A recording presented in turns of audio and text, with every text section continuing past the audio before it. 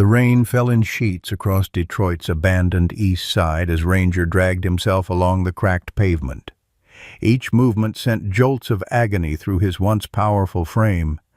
Blood from his mangled eye socket mixed with rainwater, leaving faint crimson trails that washed away almost instantly. The German shepherd's police badge, still miraculously attached to his torn collar, glinted briefly under a flickering streetlight. 6 months ago, he'd been a hero. Now, he was nothing. A flash of memory shattering glass, gunfire, screams, betrayal. His remaining eye clouded as his legs finally gave out. The world tilted sideways as his body collapsed into a filthy puddle. Through fading consciousness, Ranger saw small pink sneakers approaching before darkness claimed him completely. Leave a like and share your thoughts in the comments along with the city you're watching from now. Let's continue with the story. The Detroit Police Department's K-9 unit had once considered Ranger their crown jewel. For 7 years. The German Shepherd had served with distinction, his nose responsible for detecting over $4 million in narcotics, and his courage credited with saving 6 human lives. Police charity calendars featured him prominently, and school children would cheer whenever Officer Jason Webb brought his partner for demonstrations. Even hardened criminals respected the dog with the intense amber eyes and unwavering focus. "Best damn partner I've ever had," Webb would boast at department cookouts, one hand always resting on Ranger's head. The bond between handler and dog seemed unbreakable until it wasn't. Across town in the struggling Morningside neighborhood, 10-year-old Lily Thompson hadn't spoken a word in nearly 2 years. Not since that terrible night at Geller's convenience store, when she'd watched from behind the candy display as her mother crumpled to the floor during what should have been a routine milk run. The therapists called it selective mutism, a response to severe trauma. Her father, Robert, the overworked principal at Morningside Elementary, had tried everything: specialists, medications, support groups. The little girl with auburn braids and solemn eyes remained locked in silence, communicating only through handwritten notes and the occasional nod. Chief Michael Dawson ran the department with ruthless efficiency. Budget constraints and political pressures meant difficult decisions. And sentimentality had no place in modern policing. Assets must justify their cost, he repeated like a mantra at every quarterly review. When Ranger's medical evaluation landed on his desk after the incident, his decision took exactly 7 minutes to make. Dr. Sarah Collins had opened her veterinary practice in Detroit when others were fleeing to the suburbs. 3 tours as an Army veterinarian in Afghanistan had given her both exceptional surgical skills and nightmares that medication couldn't quite suppress. Her small clinic survived on sliding-scale payments and her willingness to work impossible hours. Detective Mark Simmons from Internal Affairs kept his head down and his notebook full. 18 years on the force had taught him that heroes often had secrets, and the loudest voices frequently had the most to hide. When the report of Ranger's accident crossed his desk, something about Officer Webb's account raised the hairs on his neck. None of them knew how their lives would intersect through one broken dog crawling through the rain. 6 months earlier, under the harsh fluorescent lights of the Detroit PD briefing room, Officer Jason Webb adjusted his tactical vest while Ranger sat attentively at his side. The German Shepherd's ears perked forward as Lieutenant Sanders outlined the operation. "This is our chance to nail Victor Delgado," Sanders announced, tapping the surveillance photos on the board.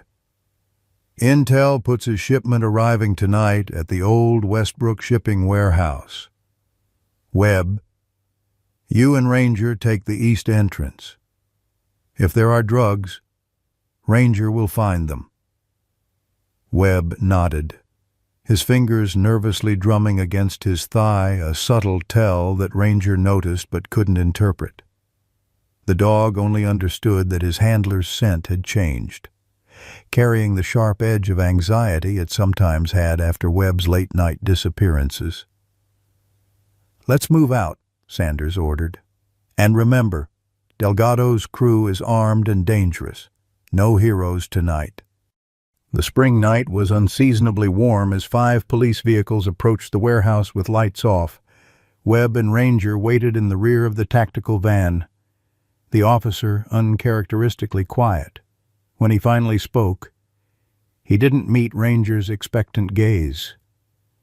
"Good boy," he whispered, his voice strained. "You've always been a good boy." At the signal, they moved swiftly toward the building's side entrance. Ranger's training took over, his powerful body tense with controlled energy as they cleared the first hallway. The scent hit him immediately, the distinctive chemical signature of cocaine. Large quantities of it. He alerted as trained, sitting promptly and looking at Webb. But Webb hesitated, glancing at his watch. "Not yet," he muttered, urging Ranger forward instead of radioing the alert as protocol demanded. They continued deeper into the warehouse, away from their assigned position, away from backup. Ranger's confusion grew as Webb ignored 2 more alerts. Something was wrong. They entered a small office where the drug scent was overwhelming, and Ranger alerted forcefully, even pawing at Webb's leg to emphasize the finding. The door behind them opened suddenly. A man Ranger had never seen before entered, his face hard with anger. "Webb, what the hell? You're early. And why'd you bring the dog?" The stranger's hand moved toward his waistband. "Relax, Alvarez. I needed to warn you. The whole department is outside." Webb whispered urgently. "We need to move the product now." Ranger's training battled with his loyalty. The stranger smelled wrong threat, danger, but Webb wasn't reacting as he should. Before the dog could decide how to respond, shouting erupted from somewhere in the warehouse. "Police! Nobody move!" Webb's face contorted with panic. "They weren't supposed to come in yet. Someone jumped the gun." Alvarez drew his weapon. "You set me up." "No, I swear to God." Ranger sensed the threat to his handler and launched into action, lunging toward Alvarez just as Webb shouted, "Ranger, no!" The command came too late. Gunfire erupted. Ranger felt Webb yanking his lead hard, pulling him directly into the path of Alvarez's wild shot. In the same moment, the large plate glass window of the office shattered inward as tactical officers breached. White-hot pain exploded in Ranger's face as glass shards tore through his left eye and deep into his shoulder. He yelped once, then training took over. Despite the agony, he maintained his grip on Alvarez's arm until the man stopped struggling. The raid's aftermath was chaos. Medics attended to Ranger while Webb gave his statement, painting himself as the hero whose quick thinking had saved the operation. No one questioned why he'd been in an office far from his assigned position, or why his body camera had mysteriously malfunctioned just before entry. Ranger, bleeding and sedated, couldn't tell the truth that Webb had tried to use him as a shield. 3 weeks later, after multiple surgeries, Ranger's medical report landed on Chief Dawson's desk. The prognosis was mixed. Ranger would survive, but his left eye was gone, and nerve damage would leave him with a permanent limp. The department's insurance would cover the immediate treatment, but not the specialized physical therapy or ongoing care. "He's a 7-year-old dog with one eye and a bad leg," Dawson told Webb clinically. The department can't justify the expense of keeping him active. Policy says you have first option to adopt him as a pet. Webb shifted uncomfortably. Chief, I live in a small apartment. I'm not equipped for a special needs dog. Then we'll process his retirement and surrender him to the Canine Placement Program. Dawson closed the file. Shame. He was a good asset. Webb cleared his throat. I'll take him to the shelter tomorrow. But Webb had no intention of waiting for the placement program.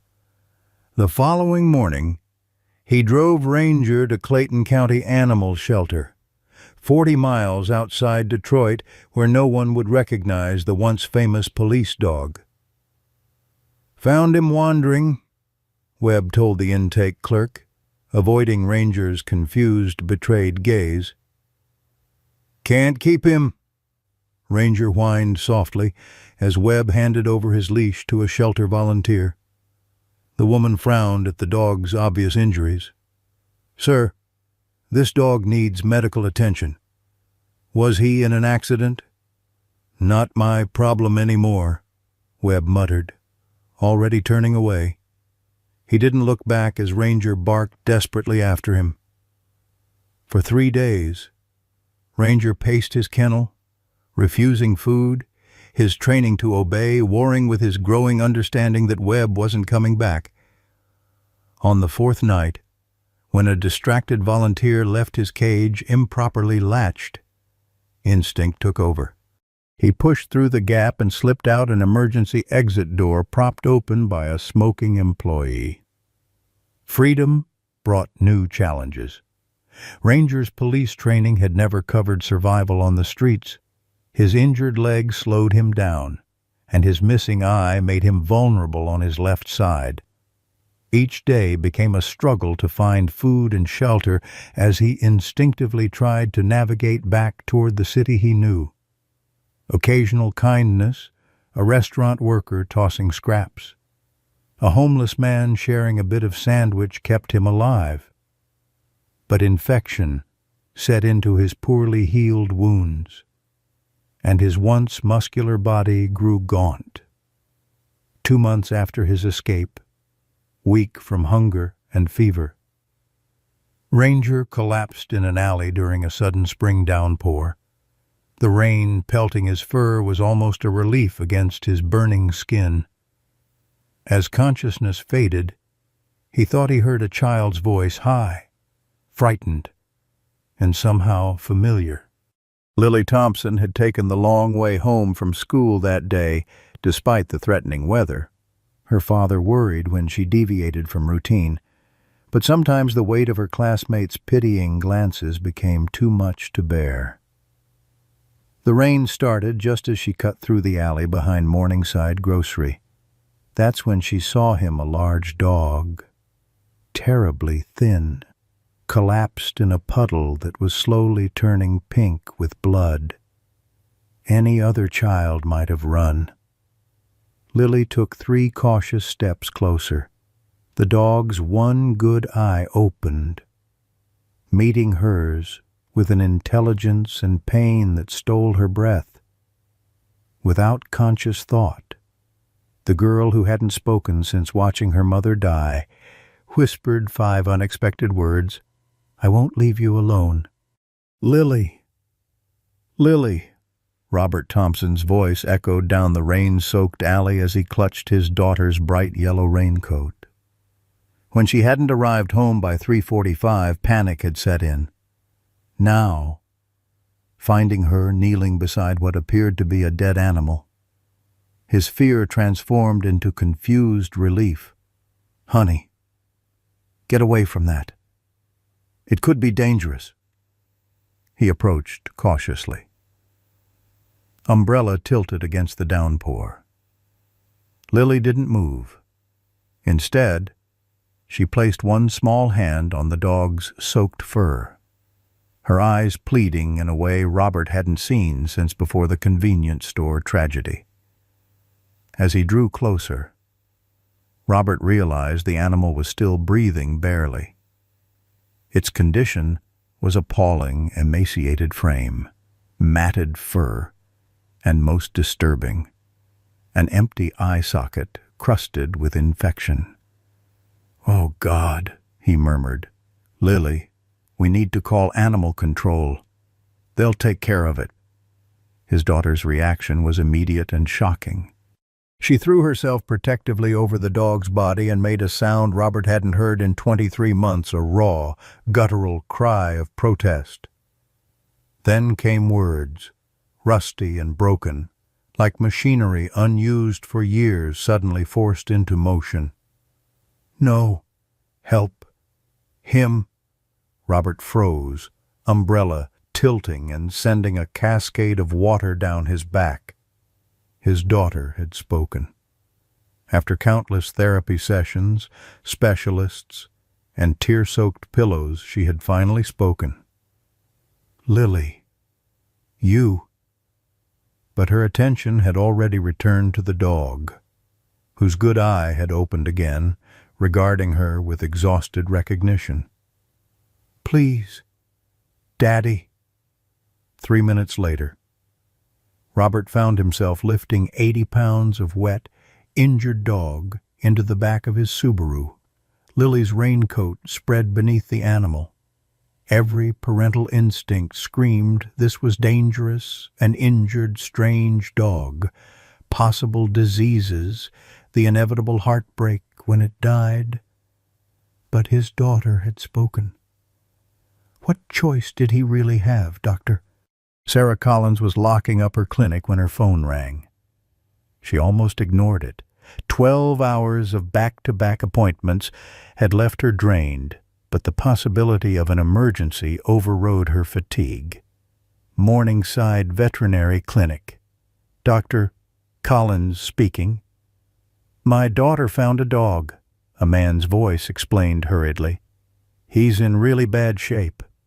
I know you're closed, but—" "Bring him in," she interrupted, already unlocking the door. "Use the rear entrance."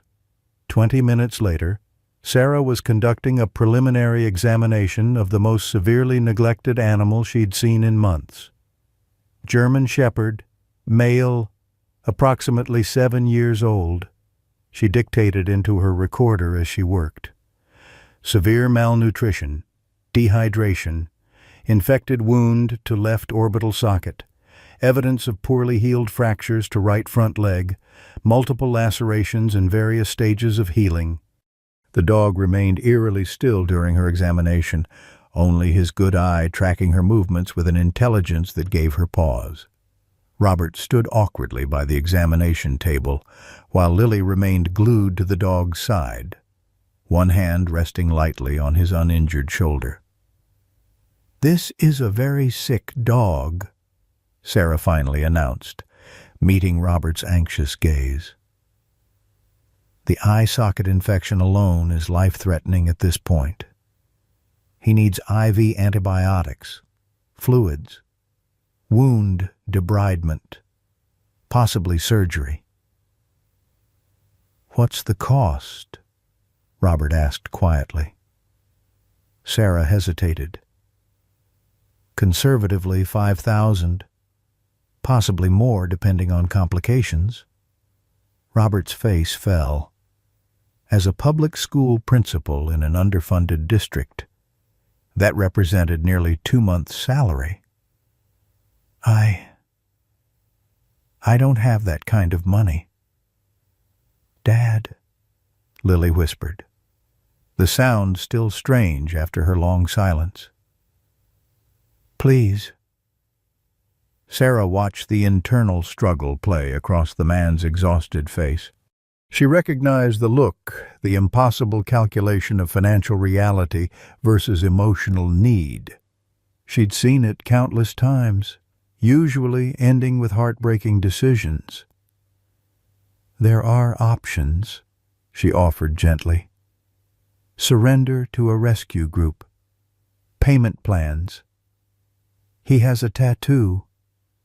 Lily interrupted, pointing to the dog's inner ear. Sarah gently tilted the ear flap, revealing a faded series of numbers and letters. You're right. This looks like... Wait. She moved to her computer, typing rapidly. This could be a service animal ID. Minutes later, her suspicion was confirmed. Mr. Thompson, this isn't just any dog. According to this database, his name is Ranger. He's, or was, a police K-9 with the Detroit PD. Robert blinked in surprise. A police dog. Out there like that? That doesn't make sense. It doesn't. Sarah agreed, her expression hardening. Police departments don't just abandon their dogs. Something happened here. She turned back to the computer. His handler is listed as Officer Jason Webb. I'm going to make a call. While Sarah stepped away to use the phone, Lily climbed onto a stool to be closer to Ranger's head. You're a hero, she whispered, her words for the dog alone. I'm Lily. I don't talk much, but I'll talk to you. Ranger's tail thumped weakly against the metal table. Sarah returned, looking troubled. Officer Webb claims Ranger was officially retired due to injuries sustained in the line of duty and placed in an adoption program. He seemed uncomfortable when I mentioned Ranger was here. So they just threw him away? Robert asked incredulously. It happens more often than you'd think with working dogs, Sarah replied grimly. Once they can't perform their duties, some are treated as surplus equipment. That's horrible. It is, but right now, we need to decide what to do. Ranger needs immediate treatment, and help him, Lily interrupted firmly, her voice growing stronger with each word. He saved people. Now we save him. Robert looked at his daughter in wonder. After 2 years of silence, she was advocating for this broken animal with fierce determination. How could he possibly say no, we'll figure something out? He told Sarah, start whatever treatment he needs.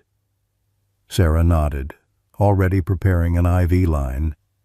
I should warn you, even with treatment, his chances are guarded. And he'll never be the dog he once was. The eye is gone for good. And that leg will always give him trouble. He's still a hero, Lily insisted, stroking Ranger's head. As Sarah worked through the night to stabilize Ranger, Robert made a desperate plan. By morning, he'd created a simple flyer with Ranger's story and his own phone number. Lily had contributed a crayon drawing of the dog wearing what looked like a cape. While Lily stayed at the clinic with Ranger, Robert spent his planning period placing the flyers in local businesses, community centers, and church bulletin boards. The response was slow at first, a few sympathetic calls, $20 here, $50 there, nowhere near enough. But then Mrs. Gladwell, who ran the bakery next to the school, called the local newspaper. I've got a story for you, she told the features editor, about a hero police dog abandoned on the streets and the little girl who stopped talking after her mother's murder. She's talking again, but only because of this dog. By the next afternoon, a reporter and photographer had visited the clinic. Ranger, looking marginally better after 24 hours of fluids and antibiotics, managed to lift his head for the camera. The story ran the following morning. Disgraced police dog found dying on Detroit streets who failed this hero. The article questioned how a decorated police K-9 had ended up in such condition and highlighted the department's apparent abandonment of the animal after his injury. It mentioned Officer Webb by name, noting his recent consideration for promotion to sergeant. Most powerfully, it included a quote from Lily, her first public words in 2 years. Ranger got hurt protecting people. Then Nobody protected him. Chief Dawson's phone began ringing at 6:30 a.m. and didn't stop. By 9:00, the mayor's office had called twice. At 10:15, he summoned Officer Webb to his office. "Would you care to explain?" Dawson asked icily, tossing the newspaper across his desk. "Why, I'm fielding calls about an abused police dog, a dog you told me you were taking to the K-9 placement program." Webb's face paled as he scanned the article. "Chief, there must be some mistake. I took him to the program. Maybe he escaped. Or, save it," Dawson snapped. "The program has no record of receiving him." "I checked. What happened to that dog, Webb?" Before Webb could formulate a response, Detective Mark Simmons from Internal Affairs knocked and entered without waiting for permission. "Chief, sorry to interrupt, but you need to see this." He placed a folder on the desk. "I pulled the complete case file from the Delgado raid. Some inconsistencies with Officer Webb's account." Webb's chair scraped back. "This is ridiculous. Am I being ambushed because of some mutt?" Dawson's eyes narrowed dangerously. "Sit down, officer." He opened the folder, scanned the first page, then looked up at Webb with disgust. "We'll continue this discussion after I've reviewed these materials. Until then, you're on administrative leave. Surrender your badge and weapon to Detective Simmons." As Webb stormed out of the office, Dawson turned to Simmons. "What am I missing here, Mark?" "Not sure yet," the detective admitted. "But Webb's body cam didn't malfunction that night. It was turned off manually, and his position in the warehouse was nowhere near his assigned entry point." Dawson rubbed his temples. "Find out exactly what happened to that dog, and why." Back at Morningside Veterinary Clinic, the community response was growing. A steady stream of visitors brought donations, often just a few dollars, but given with genuine concern. Children from Lily's school arrived with a giant card signed by every student. An elderly man handed Robert an envelope containing $300 in cash. "My late wife's emergency fund," he explained gruffly. "She loved dogs. Would have wanted this one to have it." By the end of the second day, they'd raised nearly $2,000, impressive for the struggling neighborhood, but still far short of what was needed, and Ranger's condition, while stabilized, remained precarious. "The infection is resistant to our first-line antibiotics," Sarah explained gently. "We need to try something stronger, and I'm concerned about his kidney function." As Robert wrestled with the impossible mathematics of hope versus reality. Lily sat beside Ranger's kennel, reading aloud from Charlotte's Web. Her voice, unused for so long, frequently stumbled over words, but she persisted. And Ranger, despite his pain, kept his good eye fixed on her face, as if understanding every word. The community's response to Ranger's plight grew like ripples in a pond. What began as a trickle of concerned neighbors soon expanded into something Robert Thompson had never anticipated. By the end of the first week, Ranger's Recovery Fund jars appeared in 27 local businesses. The third-grade class at Morningside Elementary had organized a bake sale that netted $342,000. Mrs. Petrovich, who taught art, helped students create and sell paw print paintings, adding another $200 to the fund.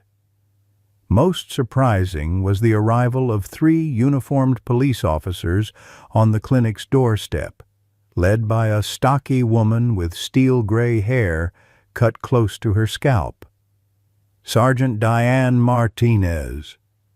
She introduced herself to Robert. K-9 unit. These are Officers Patel and Rodriguez. We worked with Ranger. Her expression was professionally neutral, but her eyes betrayed her when they landed on the recovering dog. Jesus, she whispered. What did they do to you? Boy Ranger, still weak but more alert after 4 days of intensive care, recognized the uniform instantly. His tail thumped against the blanket, and he struggled to raise his head in the alert posture ingrained by years of training. At ease, partner, Martinez said gently, kneeling beside him. She looked up at Robert. We read the article. The department's official position is no comment pending investigation, but we're here unofficially. This isn't right. Officer Patel, a younger man with kind eyes, placed an envelope on the reception counter. We took up a collection in the unit. It's not enough, but Robert opened it to find over $1,000 in cash. This is incredibly generous, he managed, emotion tightening his throat. Ranger would have died for any of us, Rodriguez said simply. He deserves better than this. Martinez's eyes hardened. Webb is claiming he followed procedure. Says Ranger must have escaped from whatever shelter he claims he took him to. It's bullshit. We all know it. Do you know what actually happened? During the raid where he was injured? Sarah asked, joining the conversation. The officers exchanged glances. The official report says Ranger was injured while apprehending a suspect. Martinez answered carefully. Glass from a broken window caught him in the face and eye. But what? Robert pressed. There were rumors, Patel continued reluctantly. Webb's story never quite added up. Wrong position. Conveniently malfunctioning body cam. Some guys thought maybe he'd been tipped off about internal affairs watching the case. Are you saying Ranger's handler was corrupt? Sarah asked, lowering her voice as Lily entered the reception area. Martinez shrugged. I'm not saying anything officially. I'm just here to help a fellow officer who got a raw deal. After the police officers left, local coverage of Ranger's story expanded. The weekend edition of the Detroit Tribune featured a prominent photo of Lily reading to Ranger, alongside a larger investigative piece questioning the police department's treatment of injured K-9 officers. The article detailed the substantial investment in training police dogs, often exceeding $15,000 per animal, and contrasted it with the minimal support for their retirement or rehabilitation. These highly trained officers are often discarded once they can no longer perform, the article stated. While humans receive pensions and medical benefits, their four-legged partners are classified as equipment to be surplused. Chief Dawson slammed the newspaper down on his desk Monday morning. This is becoming a PR nightmare, he told Detective Simmons. Where are we on the investigation? Simmons consulted his notes. Webb's story keeps changing. First, he claimed he took Ranger to Clayton County Animal Shelter. When we checked, their records showed a German Shepherd matching Ranger's description was surrendered by John Smith the day after Webb was supposed to transfer him to the K-9 placement program. The shelter confirms the dog escaped 3 days later. So Webb dumped him at a random shelter under a false name instead of following department procedure. Dawson summarized. That's enough for disciplinary action, but doesn't explain what really happened during the raid. I've been reviewing the evidence logs from the Delgado case. Simmons continued. There's a discrepancy in the cocaine amounts. The initial field test showed approximately 12 kilos. But only 10 were logged into evidence. Dawson's eyes narrowed.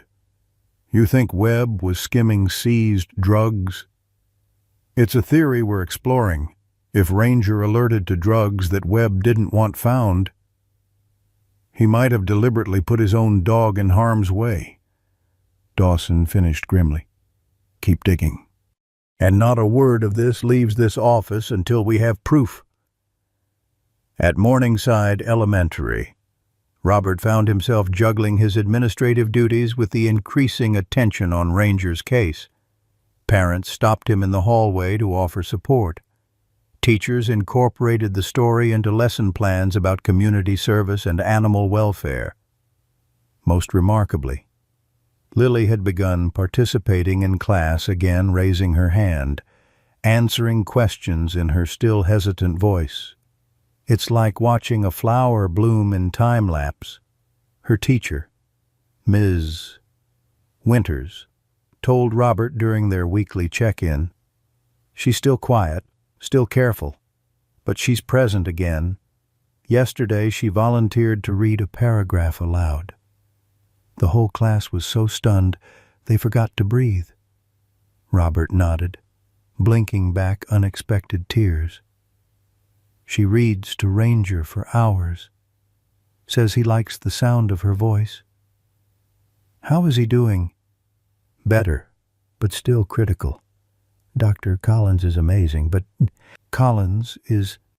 He trailed off, the constant worry about finances hanging unspoken between them. The students want to help more, Ms. Winters offered. We were thinking about a car wash this weekend. The PTA offered to match whatever we raise. Robert started to thank her when his phone rang, Sarah Collins's number flashing on the screen. His stomach dropped as he answered. Sarah, is everything okay? Robert, I need you to come to the clinic, she said, her voice tight with controlled urgency. Something's happened. He found her in the treatment room, face grim as she examined an agitated Ranger. Lily sat nearby, eyes wide with worry. What's wrong? Robert asked. Sarah beckoned him closer, pointing to a small object on the examination table. This worked its way out of the tissue around Ranger's eye socket during debridement. It's not glass. She handed him a small plastic evidence bag containing what appeared to be a metal fragment about the size of a pencil eraser. What is it? Unless I'm mistaken, it's a bullet fragment. Robert stared at her in confusion. A bullet? But the newspaper said he was injured by glass. That's what Officer Webb reported. Sarah agreed, her expression hardening. But this suggests Ranger was shot, not cut by glass. The entry angle and tissue damage are consistent with a gunshot wound, not lacerations from shattered glass.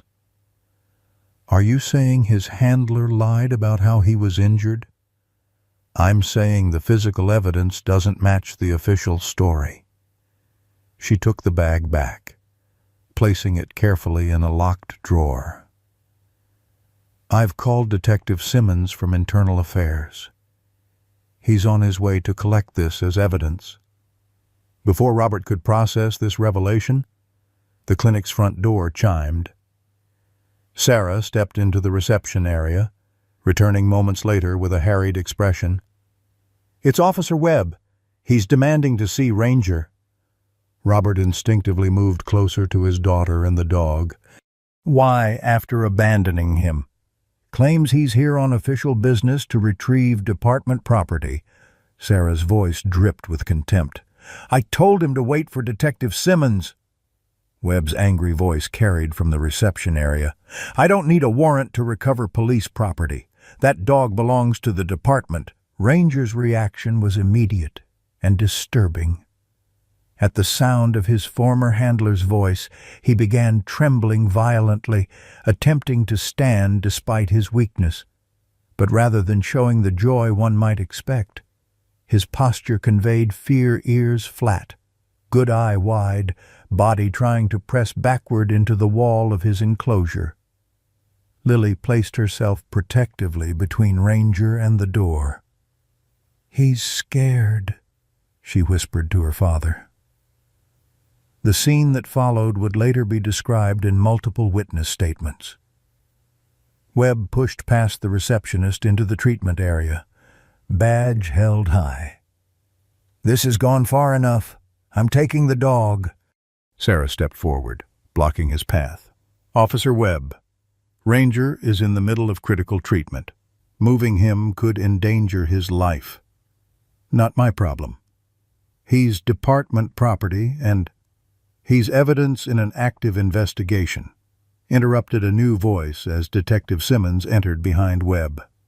"And you're interfering with that investigation. Officer Webb, step back. Now." Webb's face flushed with anger. "This is ridiculous. All this over a washed-up dog. All this," Simmons corrected coldly, "over reports of missing evidence, falsified documents, and suspicion of attempted murder of a police officer." "Murder of a dog. You can't murder a piece of equipment." Lily, who had been silent during the confrontation, suddenly spoke with startling clarity. "He's not equipment. He's a hero. And you hurt him." Webb's gaze snapped to the small girl, something dangerous flashing in his eyes. "You don't know what you're talking about, kid." "Actually," Simmons interjected, holding up an evidence bag containing the bullet fragment Sarah had provided. "She might care to explain how glass from a broken window left a bullet fragment in your partner's face." "Officer Webb." The color drained from Webb's face. "I want a union rep and a lawyer." After Webb was escorted from the clinic, Detective Simmons conducted formal interviews with Sarah, Robert, and with special gentleness Lily. He explained that they'd been building a case against Webb for months, suspecting him of skimming drugs from seizures, but had lacked definitive proof. "We think Ranger may have alerted to drugs Webb was planning to steal," Simmons explained. "Webb couldn't let that happen in front of the tactical team, so he tried to silence his own partner permanently." "That's monstrous," Robert said, instinctively pulling Lily closer. "Unfortunately, we see it more often than you'd think. Working dogs who discover their handler's corruption sometimes meet with accidents. They can't testify. After all." Simmons knelt to Ranger's level, gently stroking his good ear. "Except sometimes they survive to tell their stories in other ways." As news of the bullet fragment discovery spread, public interest in Ranger's case intensified. Local television stations ran features on his recovery. The Detroit Free Press published an editorial calling for reform in the treatment of police canines. A popular true crime podcast devoted an episode to the emerging corruption scandal, highlighting Ranger as the silent witness who couldn't be silenced. The fundraising effort accelerated dramatically. A local brewery released a limited edition Ranger's Courage IPA, donating all proceeds to his medical fund. 3 local bands organized a benefit concert at the shelter, selling out all 400 tickets in under 2 hours. A prominent defense attorney who'd once faced Ranger in court, the dog had discovered cocaine hidden in his client's spare tire, donated $2,000, telling reporters, "Even I have to respect that level of integrity." By the end of the second week, they'd raised over $12,000, more than enough for Ranger's immediate care, with surplus for his ongoing needs. The question of his long-term future, however, remained unresolved. Legally, he still belongs to the Detroit Police Department, Sarah explained to Robert one evening as they shared coffee in her office, watching Lily read to Ranger through the observation window. Once he's stable, they could technically reclaim him. After everything that's happened, that would devastate Lily. Robert couldn't imagine taking away the dog who had somehow unlocked his daughter's voice. "I've been thinking about that," Sarah said hesitantly. "What if we proposed a different solution? Ranger can never return to active duty, but he clearly still has value." "What kind of value?" "Therapeutic value. Educational value." She leaned forward, warming to her idea. "The research on animal-assisted therapy is compelling, especially for children with trauma. And who better to connect with traumatized kids than an animal who's experienced trauma himself?" Robert considered the concept.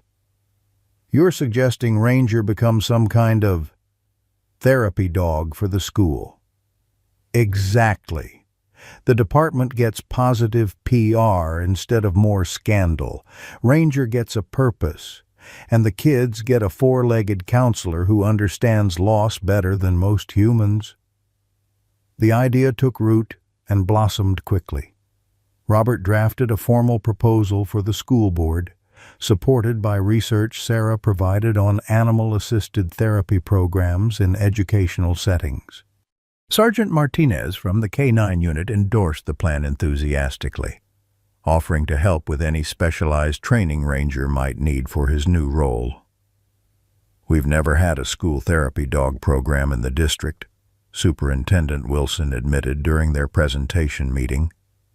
"The liability issues alone, all covered," Robert assured him, sliding across insurance quotes Sarah had obtained. The community fundraising exceeded Ranger's medical needs. The surplus would cover the first year's specialized insurance and the ongoing costs, training veterinary care. Dr. Collins has agreed to provide pro bono routine care, Robert explained.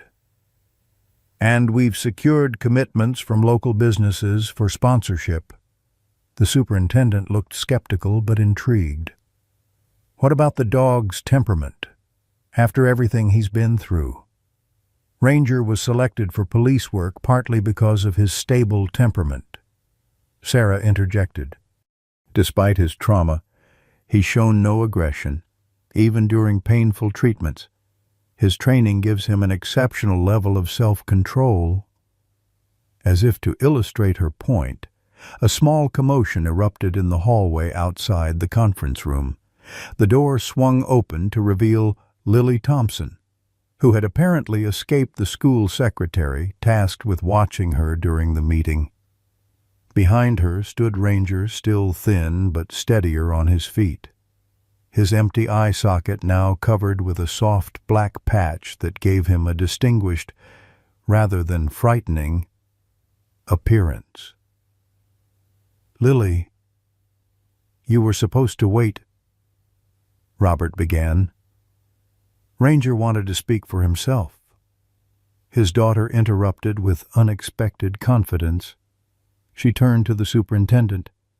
"May we come in, please?" The absurdity of the situation, a formal meeting interrupted by a child and a one-eyed dog, might have sparked irritation under other circumstances. But something about Lily's earnest determination and Ranger's dignified stance beside her softened the room. "By all means," Superintendent Wilson said, gesturing to an empty chair. Lily entered with Ranger healing perfectly at her side, demonstrating the police training that remained deeply ingrained despite his injuries.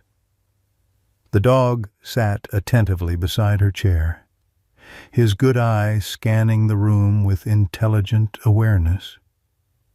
"My name is Lily Thompson," she began carefully, each word deliberately chosen and pronounced. 2 years ago, my mom was killed in a robbery. After that, I couldn't talk anymore. The words got stuck. She placed her hand on Ranger's head. Ranger got hurt protecting people, then people hurt him more. We found each other when we both needed help."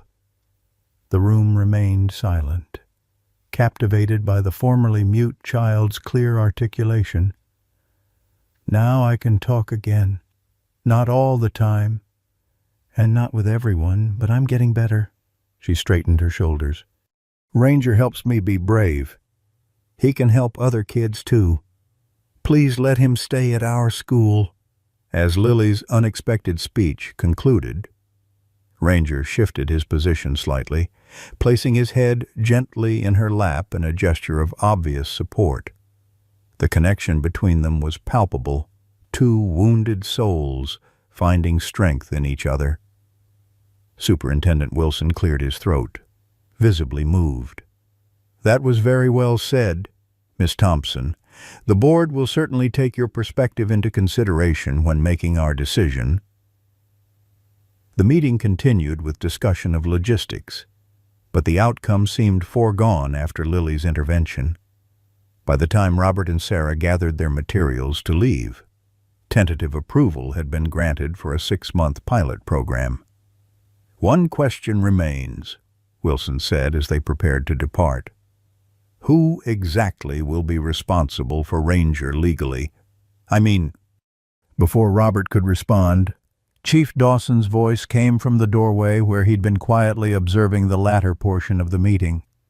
"The Detroit Police Department will maintain official ownership," he stated formally. "But we propose a permanent working assignment for Officer Ranger to Morningside Elementary, under the daily supervision of Principal Thompson." Robert turned in surprise. "Chief Dawson, I didn't expect—" "Recent events have made it clear our K-9 officer retirement policies need revision," Dawson interrupted briskly.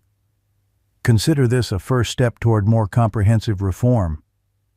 His professional demeanor softened slightly as he looked at Ranger. "Besides, it seems Officer Ranger has already chosen his new assignment." As they left the meeting, Sarah fell into step beside Robert. "That was unexpected. Dawson doesn't strike me as the sentimental type." Robert glanced back at the chief, who was now engaged in conversation with the superintendent. "I suspect it's less about sentiment and more about damage control. The department's facing serious scrutiny over Webb's actions. Cynical, but probably accurate." Sarah agreed. "Still, a good outcome is a good outcome, regardless of motivation." They watched as Lily walked ahead with Ranger, the girl occasionally whispering something that made her canine companion's ear twitch attentively. The change in both of them over the past 2 weeks was remarkable. Ranger's physical healing mirrored by Lily's emotional emergence. "They're saving each other," Sarah observed softly. Robert nodded, feeling hope taking root where grief had dominated for so long. "I think they're saving all of us, in different ways," as if hearing his name in their thoughts. Ranger glanced back at them, his single eye bright with intelligence and something that looked remarkably like purpose. 3 weeks after Ranger's rescue, Dr. Sarah Collins completed her most thorough examination of the German Shepherd to date. His transformation was remarkable. The infected eye socket had healed cleanly, his coat had regained much of its luster, and he'd added 15 pounds to his once skeletal frame. The permanent damage remained, of course, the missing eye, the slight drag to his right front leg, the occasional tremor when startled by sudden movements, but overall, his recovery bordered on miraculous. "You're officially out of the woods, officer," she told him, scratching behind his ears. Ranger responded with the dignified head tilt that had become his signature expression. Sarah was completing her notes when the clinic's receptionist buzzed the intercom. "Dr. Collins, Detective Simmons is here to see you. Says it's urgent." The detective's normally impassive face looked troubled when Sarah met him in her office. "We have a situation," he said without preamble. "The investigation into Webb has uncovered something concerning. I wanted to tell you directly before you hear it elsewhere." "What's happened?" "Webb's been talking, trying to cut a deal. Claims he wasn't the only officer involved in skimming evidence." Sarah frowned. "I assumed as much. A scheme like that usually involves multiple people." "Yes, but he's specifically named Dr. James Whitfield as an accomplice." The name hit Sarah like a physical blow. "Whitfield? The department's chief veterinarian?" Simmons nodded grimly. "Webb claims Whitfield falsified Ranger's medical reports after the shooting, documenting glass injuries instead of a gunshot wound. Says Whitfield has been helping cover up incidents with K-9 officers for years in exchange for kickbacks. That's horrifying." Sarah's mind raced. Dr. Whitfield had been a respected figure in veterinary medicine, someone she'd looked up to during her training. "Do you have proof?" "We executed a search warrant on his office this morning. Found financial records that support Webb's claims, plus prescription medications that had supposedly been administered to various K-9 officers but were actually being diverted and sold." "My God," Sarah whispered.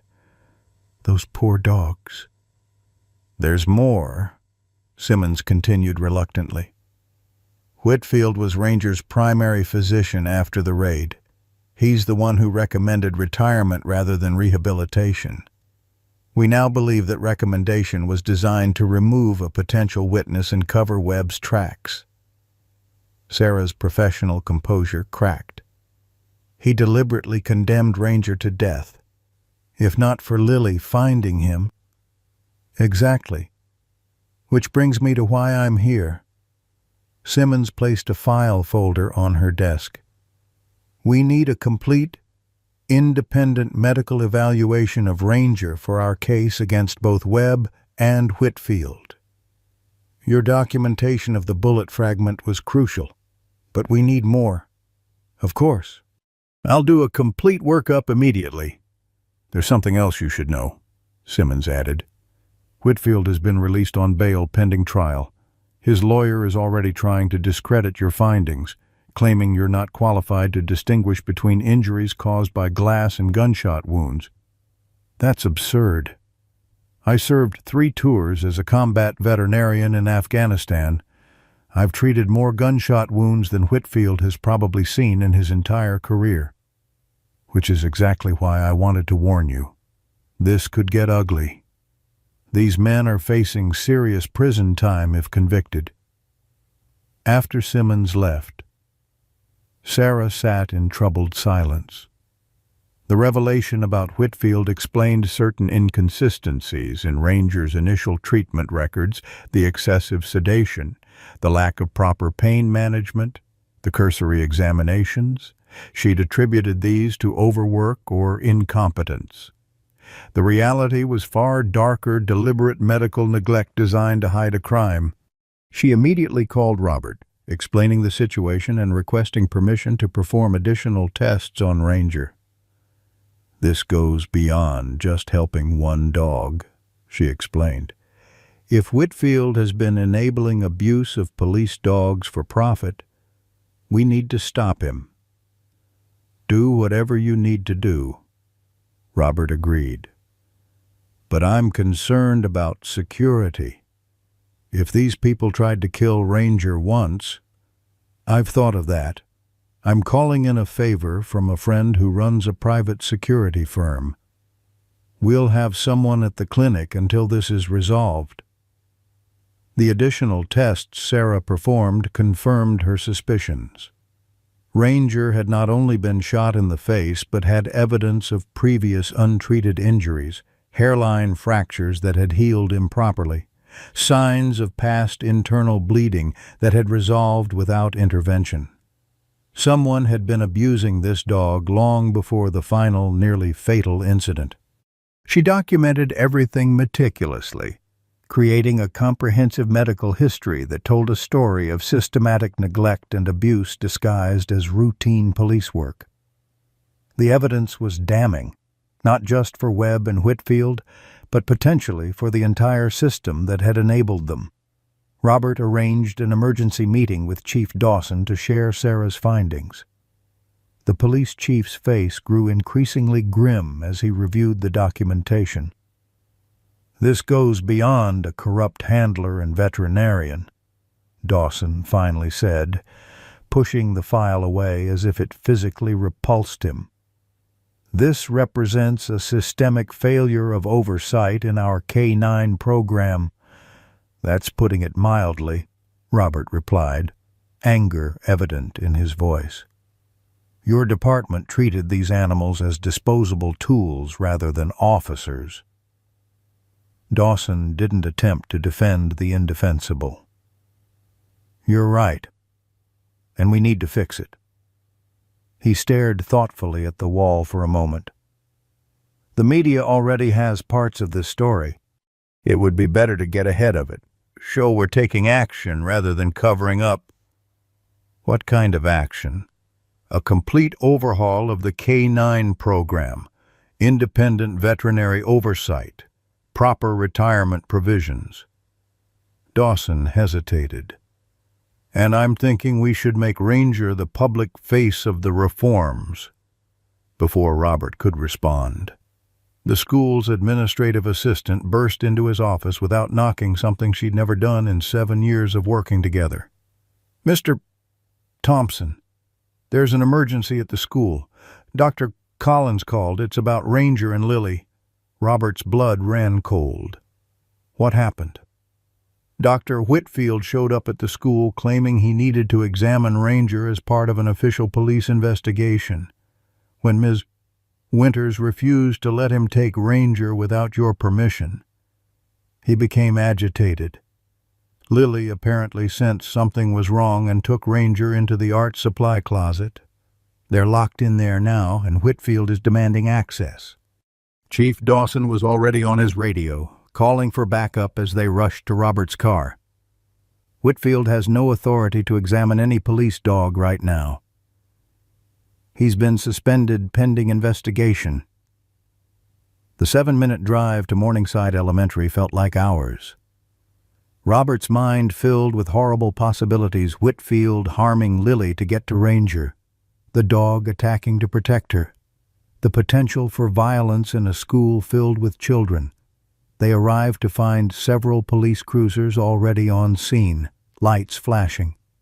Sarah's truck was parked haphazardly near the entrance. Driver's door still open.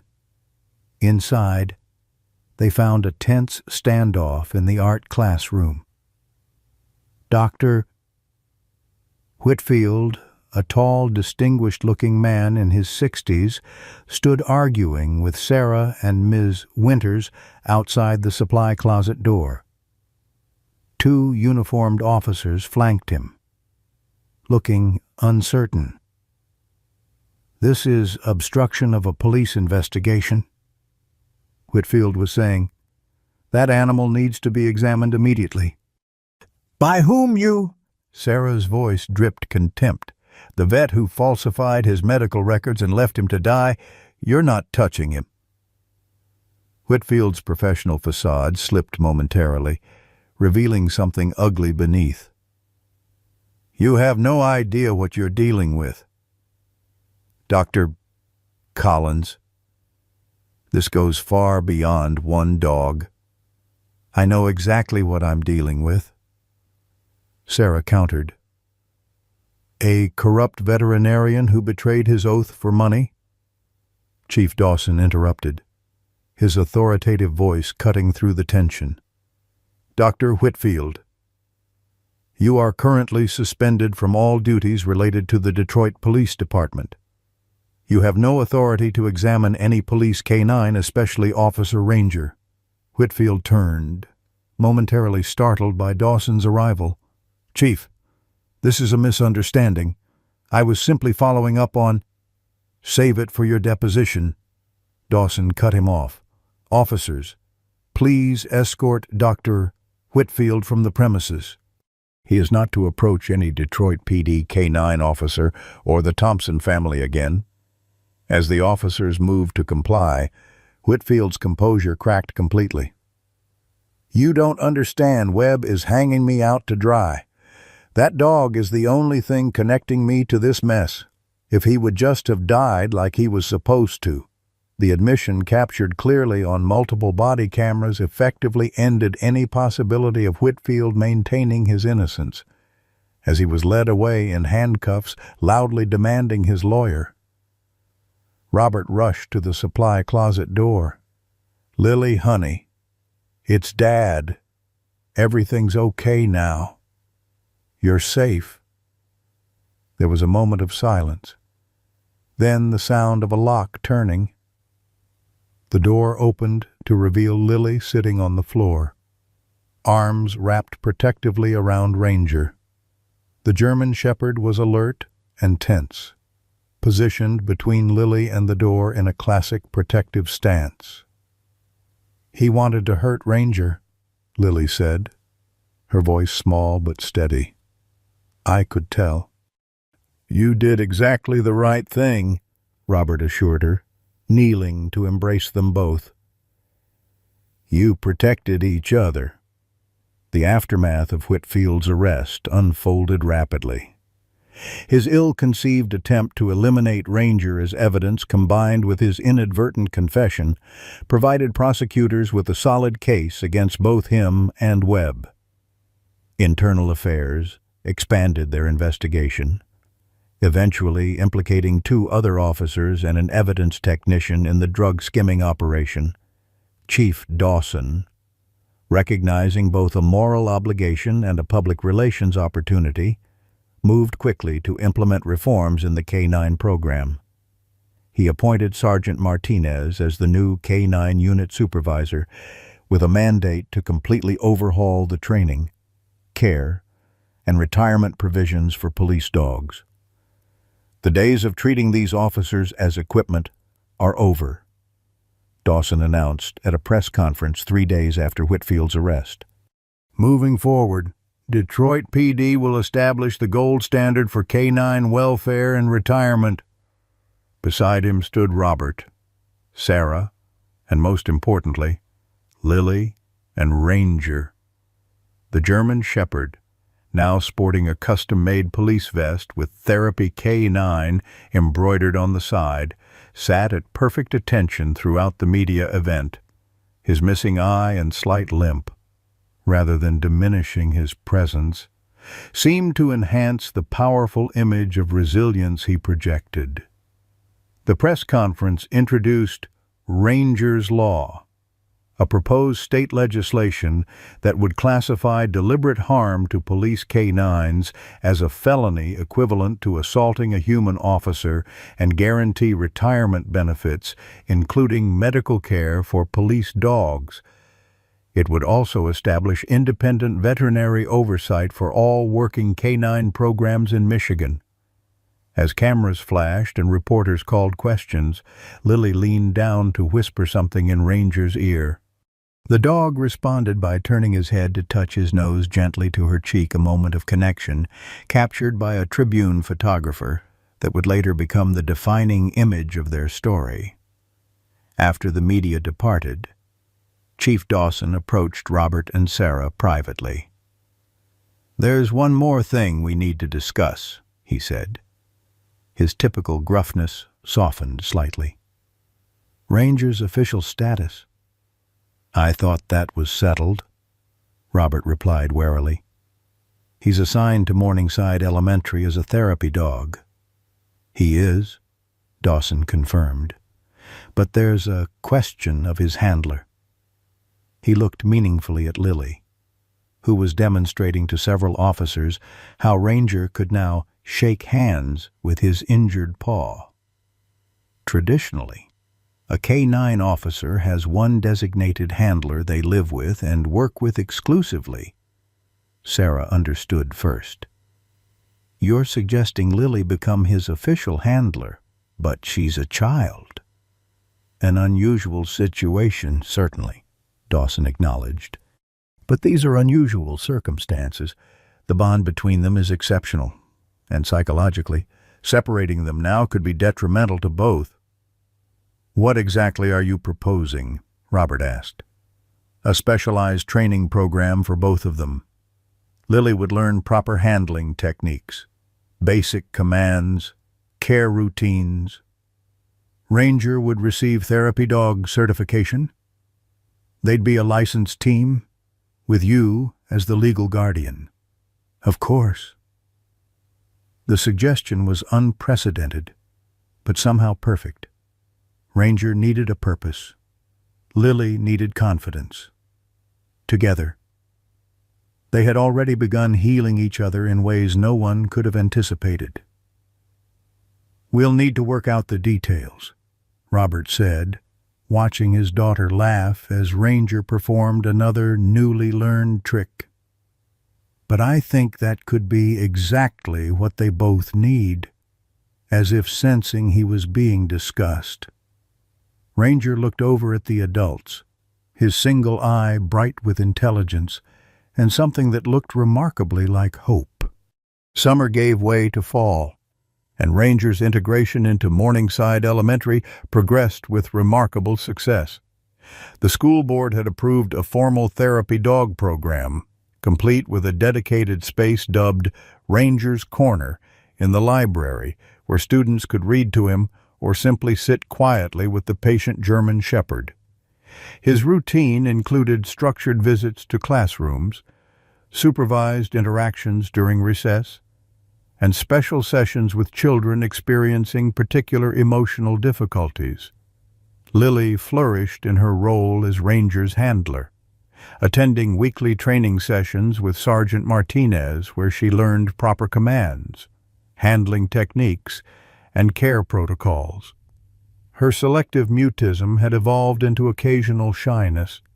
She still struggled in large groups or unfamiliar situations, but with Ranger at her side, she found her voice more often than not. Robert watched the transformation with quiet amazement, occasionally catching himself looking for Mary Lily's mother, wanting to share these precious milestones with her. During these moments, he found an unexpected confidant in Sarah Collins, whose professional interest in Ranger had gradually expanded to include personal investment in the Thompsons' well-being. She would be so proud, Sarah told him one afternoon as they watched Lily demonstrating Ranger's gentle command to a group of kindergarteners. Of both of you. The preliminary hearing for Webb and Whitfield had concluded with both men bound over for trial on multiple felony counts. Detective Simmons kept Robert and Sarah updated on the case's progress, assuring them that the evidence was overwhelming. Between Ranger's medical documentation, financial records, and Whitfield's inadvertent confession at the school, the prosecution has a solid case, he explained. Neither of them will work in their fields again. October arrived with unseasonably warm temperatures and the first significant challenge to Ranger's recovery. What began as mild lethargy quickly progressed to concerning symptoms, loss of appetite, elevated temperature, and increasing discomfort in his injured leg. Sarah examined him at the clinic after school hours, her expression growing increasingly concerned as she worked. His white blood cell count is extremely high, she told Robert, reviewing the lab results. And there's fluid accumulating around the old injury sites. What does that mean? Robert asked, watching Lily stroke Ranger's head as he lay listlessly on the examination table. It means the infection has returned, possibly antibiotic-resistant this time. Sarah's professional demeanor couldn't completely mask her worry. We need to act quickly. I'm concerned about sepsis. What do we need to do? Sarah hesitated. He needs IV antibiotics immediately, possibly surgical debridement if there's abscess formation. And given his history, I'd want advanced imaging to check for any foreign material we might have missed. Can you do that here? The antibiotics? Yes. But for the rest? She shook her head. We don't have the equipment for the type of specialized imaging and surgery he might need. For that, we'd need the veterinary hospital at Michigan State.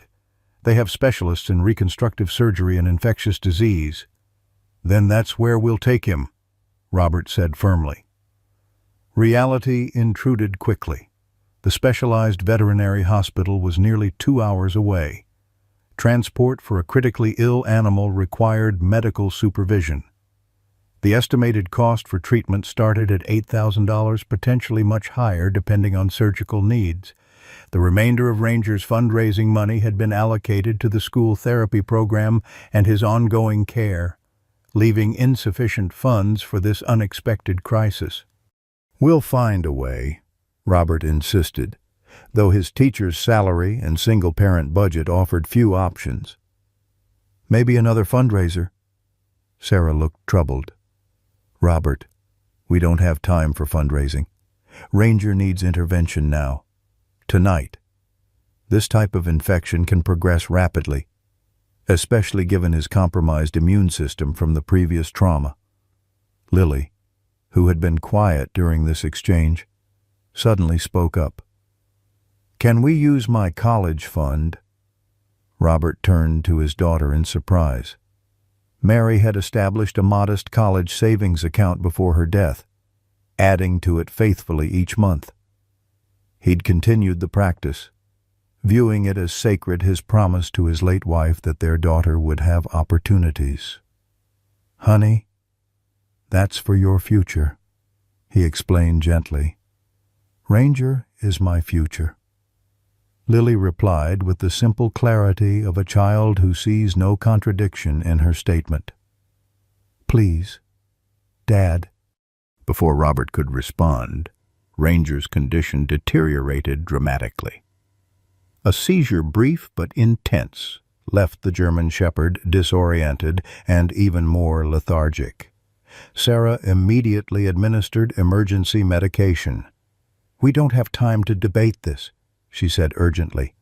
He needs transport to MSU right now. Robert made a rapid series of calls to the veterinary hospital to alert them, to his sister to ask her to come stay with Lily, to his bank to arrange funds transfer. Each call reinforced the desperate reality Ranger's life hung in the balance, and the financial implications were potentially devastating. The animal ambulance service requires payment up front, Sarah reported after her own calls. $3,000 just for transport with medical supervision. Robert stared at his nearly maxed-out credit card, knowing it couldn't handle much more. Put it on my card. We'll figure out the rest somehow. 2 hours later, Ranger was loaded into a specialized veterinary transport vehicle. IV fluids running into his foreleg, an oxygen mask over his muzzle. Lily had refused to leave his side until the last possible moment, whispering reassurances into his good ear, even as tears streamed down her face. You have to come back, she told the semi-conscious dog. You promised to help me be brave. As the ambulance pulled away, lights flashing without siren, Robert felt the weight of impossible choices. The college fund was substantial for a teacher's salary, nearly $24,000 accumulated over 10 years of careful saving. Using it would secure Ranger's treatment, but sacrifice a piece of Mary's legacy and Lily's future security. Not using it might cost Lily something equally precious, the companion who had helped her find her voice again. Sarah drove them home in silence, the weight of the evening's events hanging heavy between them. As they pulled into the driveway, she finally spoke. I could take out a loan, use my clinic as collateral. Robert shook his head. I can't let you do that. This isn't your responsibility. Isn't it? Though, she countered softly. "Ranger has become important to me too, and so have you and Lily." The admission of personal involvement hung in the air between them, neither ready to explore its full implications while Ranger's fate remained uncertain. Inside, Robert found his sister Jenny had arrived to stay with Lily. The house felt emptier than he'd expected without Ranger's presence. No clicking of nails on hardwood, no gentle woof of greeting, no warm body leaning against Lily's legs as she did her homework. "I've made up the guest room for you," he told Sarah. "You should stay. It's late, and we're both exhausted." She nodded gratefully. "I want to be here when the hospital calls with an update anyway." The call came at 2:17 a.m., startling Robert from fitful sleep on the living room couch to Miguel Sanchez, the emergency veterinarian at MSU, delivered the news in a calm, accented voice. "Mr. Thompson, we've stabilized Ranger for now, but the infection is indeed resistant to standard antibiotics. We've started him on a specialized protocol, but I must be honest, his condition is guarded. The infection appears to have spread to his bloodstream." "What are his chances?" Robert asked, Sarah now awake and sitting beside him, close enough to hear both sides of the conversation. There was a telling pause. "If we can control the sepsis within the next 12 hours, his prognosis is fair to good. If not..." The veterinarian didn't need to complete the sentence. "And the treatment costs?" Robert forced himself to ask. "The initial estimate is approximately $12,000, potentially more, if he requires prolonged hospitalization or develops complications. I understand this is a significant amount. But do whatever he needs." Robert interrupted. "He's not just a pet. He's a police officer and my daughter's best friend." After ending the call, Robert sat in stunned silence, the financial reality sinking in. Even with the college fund, they might fall short. Yet the alternative was unthinkable. Sarah reached for his hand, her grip warm and steady. "We'll figure this out together," she promised. "One step at a time." Morning brought no improvement in Ranger's condition. If anything, the updates grew more concerning: elevated cardiac markers, deteriorating kidney values, difficulty maintaining oxygen saturation. Each call from the hospital twisted the knife of helplessness deeper. Lily, normally resilient since Ranger had entered her life, retreated back into silence. She carried his favorite toy, a well-worn blue elephant, everywhere, occasionally pressing it to her face as if trying to capture his scent. When Robert suggested she might want to stay home from school, she shook her head firmly and wrote on her notepad, "Ranger would want me to be brave." By afternoon, the news was grim. Despite aggressive treatment, Ranger's body was losing the battle against infection. His heart had begun showing arrhythmias, and his breathing had become labored enough to require ventilator support. "We're doing everything medically possible," Dr. Sanchez explained gently, "but I need to prepare you. If he doesn't show improvement in the next few hours, we may need to discuss quality-of-life decisions." The euphemism for euthanasia wasn't lost on anyone. Robert hung up the phone and turned to find Lily standing in the doorway, her face pale but composed. "Ranger's not getting better, is he?" she asked quietly. Robert knelt to her level, honesty warring with protective instinct. "The doctors are doing everything they can, sweetheart, but he might die." It wasn't a question. "Yes," Robert admitted, his voice breaking. "He might—" Lily nodded slowly, clutching the blue elephant tighter. "I want to go see him. Before— Please." The request was impossible to deny. Despite the distance, despite the school night, despite everything practical. Sarah immediately offered to drive them, already collecting her keys and jacket. As they prepared to leave for East Lansing, the phone rang again. "Doctor," Sanchez's voice was grave. "Mr. Thompson, I'm afraid Ranger has gone into cardiac arrest. We're performing CPR now, but you should know—" The rest of his words faded into background noise as Robert watched his daughter's face crumple in real-time understanding. Some things didn't need to be explained, even to a 10-year-old who had already experienced too much loss. Ranger's heart had stopped. The 67 minutes of Ranger's cardiac arrest would later blur in Robert's memory a kaleidoscope of frantic phone calls, Lily's silent tears, and Sarah's steady presence as she drove them toward East Lansing at speeds that defied both safety and law. What remained crystal clear was the moment Dr. Sanchez called back, his voice tight with controlled professional excitement. "We have a heartbeat. It's weak, but it's there." The veterinary team had performed what could only be described as a medical miracle.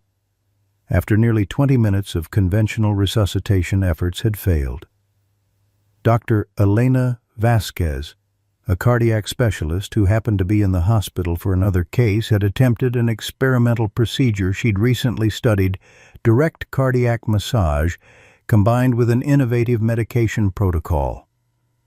Against all odds, Ranger's heart had restarted. "He's not out of danger," Dr. Sanchez cautioned. "His organs sustained significant stress during the arrest, but he's fighting." And when they arrived at the Michigan State University Veterinary Medical Center 2 hours later, they found a facility in controlled chaos. The emergency team had been joined by specialists from multiple departments: cardiology, neurology, infectious disease, all focused on the German Shepherd who had become something of a cause célèbre among the staff. "We've never had a police K-9 with quite this history," explained Dr. Vasquez as she led them to the ICU viewing window. "And his case presents unique learning opportunities for our residents." Through the glass, they could see Ranger connected to more equipment than seemed possible: ventilator, multiple IV pumps, cardiac monitors, dialysis machine. His body looked impossibly small and vulnerable amid the technology keeping him alive. "Can I touch him?" Lily asked, her voice barely audible. Dr. Vasquez hesitated.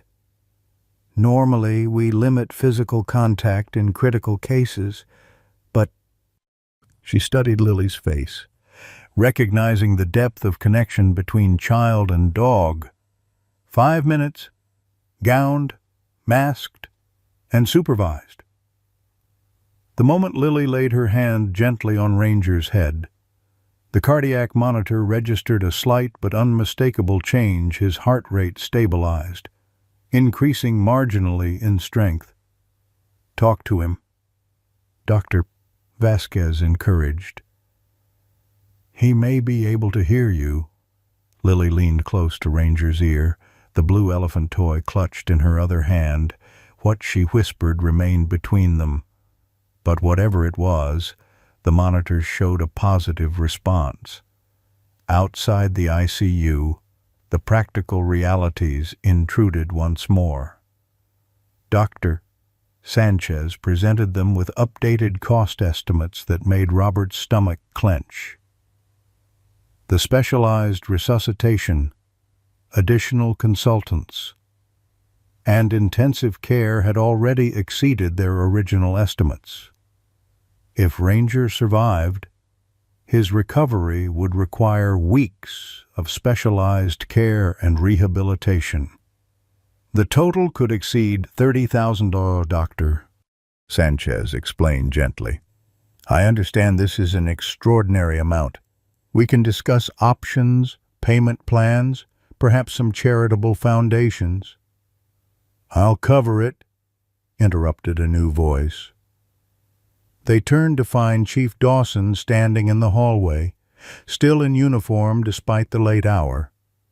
Beside him stood Detective Simmons and, most surprisingly, a woman Robert recognized from news photographs as Mrs. Eleanor Dawson. Chief, what are you doing here? Sarah asked in confusion. Mrs. Dawson saw the news about Ranger's condition on social media. It's gone viral, he explained. She insisted we come immediately. Eleanor Dawson stepped forward, her elegant appearance contrasting with the clinical hospital surroundings. Mr. Thompson, Dr. Collins, please understand that Michael has told me everything about Ranger's case. She glanced toward the ICU window where Lily could still be seen with her hand on Ranger's head. What that child and dog have endured, it resonates with me personally. Dawson placed a supportive hand on his wife's shoulder as she continued. 20 years ago, we lost our daughter, Emily. She was 9. Eleanor's composure wavered momentarily. After her death, I found some comfort working with therapy animals. I've quietly supported service dog programs ever since, though Michael preferred we keep our philanthropy private. Eleanor serves on the board of the Canine Officers Support Foundation, Dawson added. When this situation with Ranger emerged, she wanted to help, but I discouraged it due to the ongoing investigation. That was a mistake, Eleanor said firmly. One I'm rectifying now. The foundation will cover all of Ranger's medical expenses, both current and future. And she hesitated, looking at her husband. And I've authorized compassionate leave for Sergeant Martinez. Dawson finished. She's on her way with several K-9 unit officers. They want to hold a vigil for Ranger. The unexpected support seemed to lift a physical weight from Robert's shoulders. The financial burden had been crushing him, forcing impossible calculations of Lily's future against Ranger's life. Now, that particular pressure was gone. I don't know what to say, he managed. Thank you doesn't seem adequate. Don't thank me yet, Eleanor replied gravely. Ranger still has to survive. The next 36 hours unfolded in a blur of medical updates, cautious optimism, devastating setbacks, and tentative hope. The veterinary team worked tirelessly, adjusting medications, monitoring organ function, fighting to give Ranger's damaged body time to heal. Outside the hospital, a remarkable scene developed as K-9 officers from departments across Michigan arrived with their partners, forming an honor guard in the parking lot. Local media covered the story extensively. Social media campaigns sprung up overnight with hashtags like #RangerStrong and #K9Heroes trending nationally.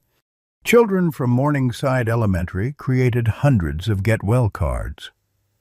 A local artist painted a mural of Ranger on a downtown building, depicting him with his police vest and eye patch, standing protectively beside a small girl. Through it all, Lily remained steadfast. She attended school during the day, completed her homework in the hospital waiting room each afternoon, and spent her allowed visitation time reading quietly to Ranger from The Call of the Wild, a book her teacher had suggested about another brave dog who overcame adversity. On the third morning, Dr. Vasquez emerged from the ICU with the first genuinely positive update. The infection is responding to the new antibiotic protocol. His kidney function has improved, and we've been able to reduce ventilator support. He triggered a breath on his own about an hour ago. "Does that mean he's going to recover?" Robert asked cautiously. "I'm upgrading his condition from critical to serious but stable," she replied. "He has a long way to go, but if the improvement continues at this rate, I'm cautiously optimistic." Later that day, Sarah found Robert alone in the hospital chapel, not praying but simply sitting in exhausted silence. She slid into the pew beside him, close enough that their shoulders touched. "You should go home, get some real sleep," she suggested gently. "I can stay with Lily." Robert shook his head. "I can't leave her. Not now. You're running on empty." "Robert, you can't help anyone if you collapse." He turned to face her, the emotional armor of the past 3 days finally cracking. "I almost lost him. Sarah, after everything, finding him, healing him, watching him bring Lily back to life, I almost lost him because I hesitated about money." His voice broke. "What kind of father does that make me?" "A human one," she answered simply. "You were trying to balance impossible choices. Lily's college fund, her emotional well-being, financial security. There's no perfect answer there. Mary would have emptied the account in a heartbeat," he said quietly. "She always followed her heart. And you try to be the practical one, the stable one. That's not a flaw, Robert. That's being a responsible parent."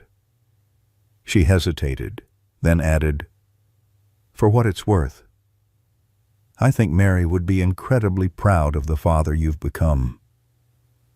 The unexpected validation from someone who had never even met his late wife broke something loose inside him.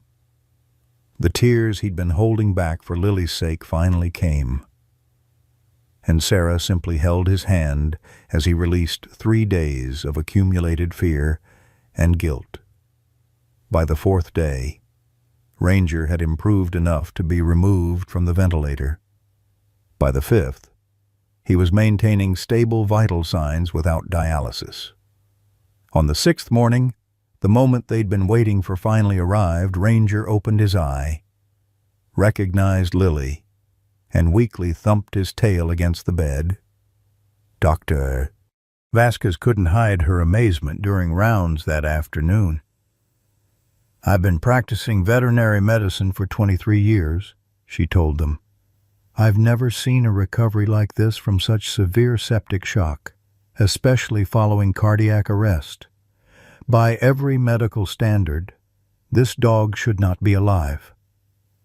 "He has something to live for," Lily said simply, stroking Ranger's head as he dozed beside her. The road to recovery would be long. Ranger would remain hospitalized for another 2 weeks, followed by intensive rehabilitation. The infection had caused some minor neurological damage, affecting his balance and coordination. His already compromised leg would require additional physical therapy.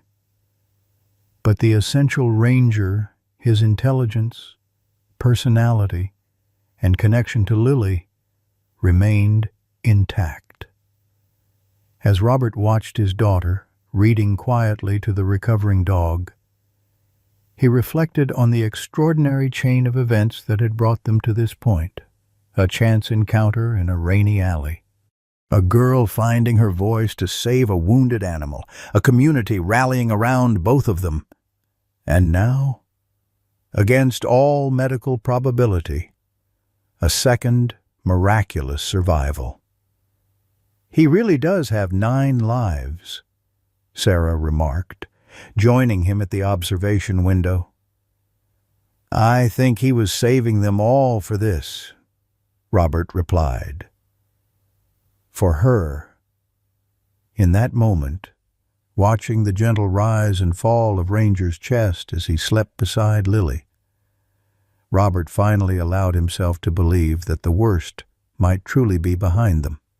3 months after Ranger's miraculous recovery, Morningside Elementary buzzed with excitement. The auditorium, typically reserved for standardized testing and reluctant school plays, had been transformed with blue and silver decorations, the official colors of the Detroit Police Department. A makeshift stage featured a podium flanked by the American flag and a new banner bearing the school's mascot, alongside a silhouette of a German shepherd. Robert Thompson adjusted his tie nervously, watching from backstage as parents, students, teachers, and a surprising number of uniformed police officers filed into the seats. Today marked the official integration of the therapy dog program at Morningside, with Ranger as its centerpiece. More significantly, it represented the culmination of a journey that had changed countless lives, none more so than his daughter's. "Dad, is my hair okay?" Lily appeared beside him, wearing a new blue dress that matched the special vest Ranger now wore.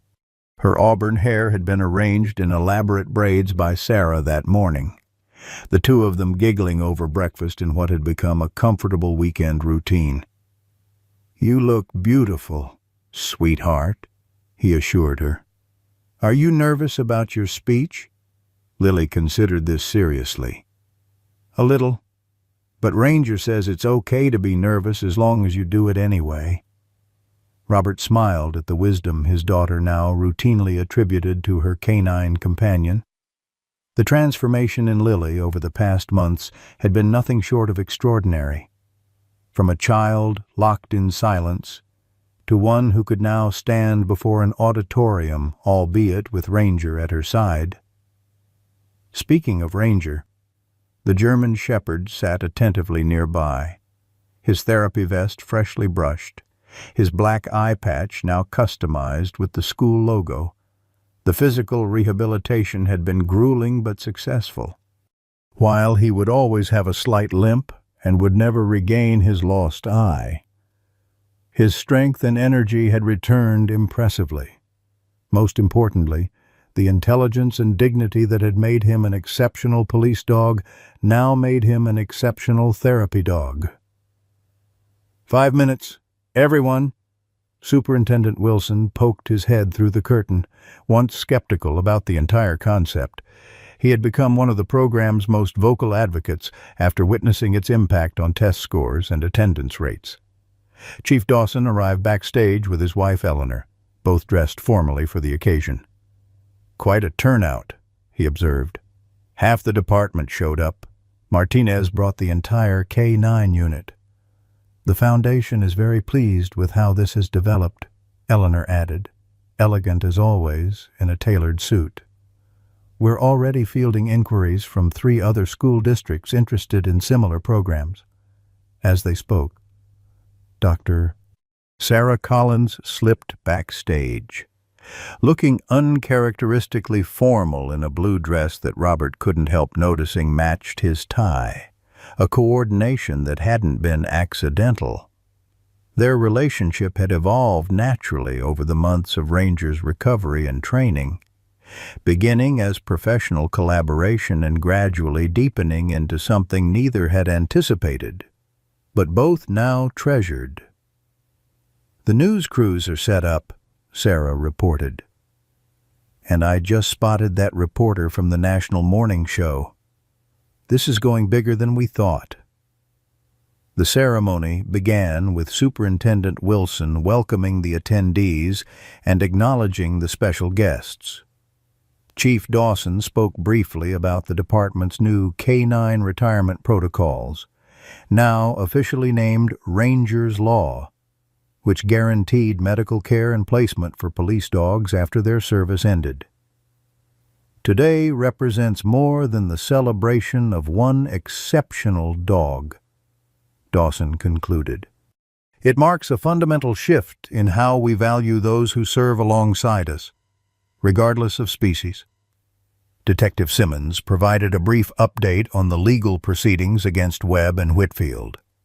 Both men had pleaded guilty to multiple charges, facing substantial prison time. The investigation had expanded to include other instances of misconduct, eventually uncovering a network of corruption that extended beyond the K-9 unit. Sergeant Martinez, now heading the reformed K-9 program, introduced the officers and dogs in attendance. "Ranger taught us that our partners deserve better," she stated firmly. "His sacrifice has changed policies across the state."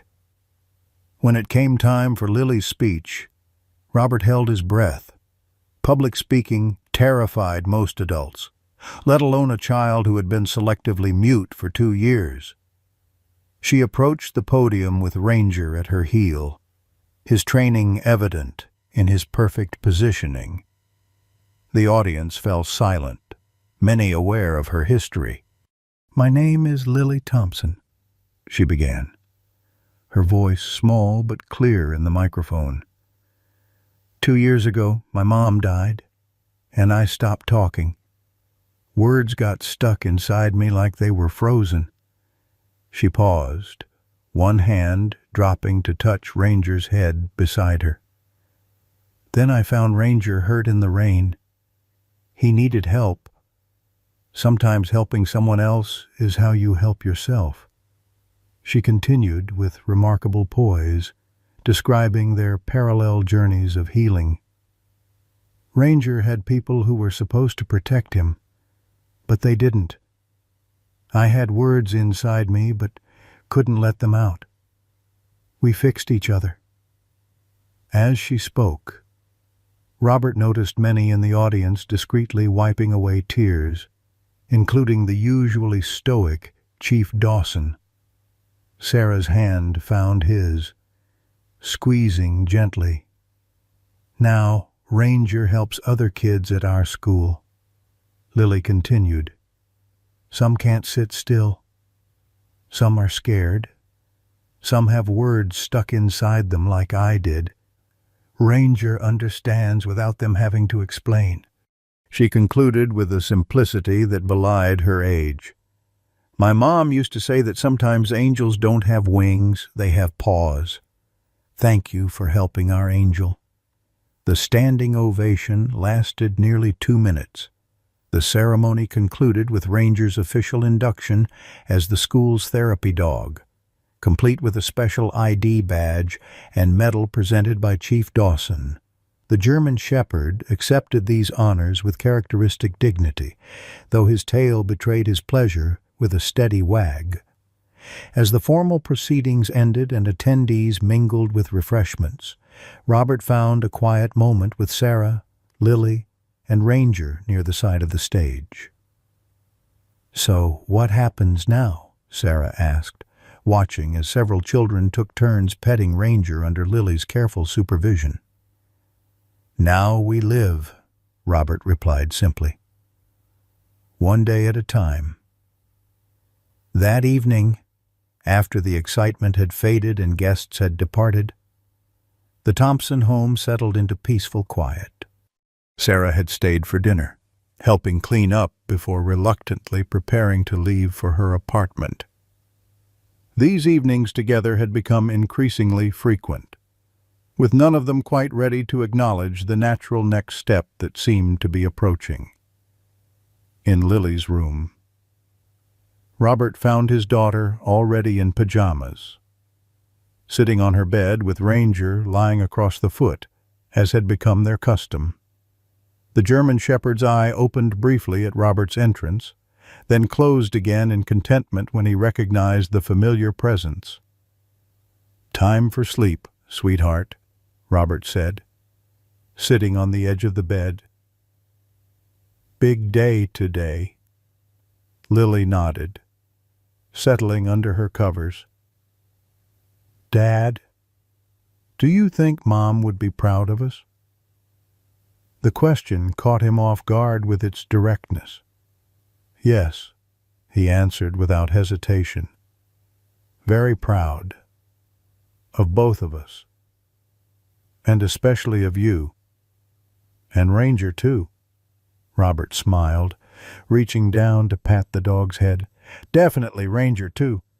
As he turned out the light and prepared to leave, Lily's voice came once more from the darkness. "Dad, I think we're going to be okay now." Looking at his daughter's peaceful face and the loyal guardian at her feet, Robert felt the truth of her words settle into his heart. They had all been broken in different ways, a girl silenced by trauma, a dog betrayed by those he trusted, a man lost in grief.